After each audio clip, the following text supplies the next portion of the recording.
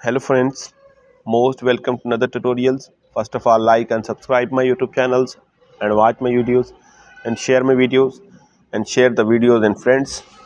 Most welcome to another tutorials. First of all, I discuss that how to object a finder works.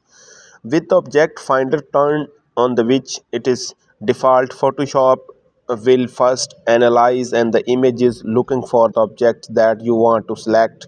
While it is looking, rotate, arrows, icons and the options bar will spins. Any object it finds then will be highlighted in the blue. When hover a mouse cross over them, you can click on the highlighted object is the instantly select. I hope you like the video. Thanks for watching.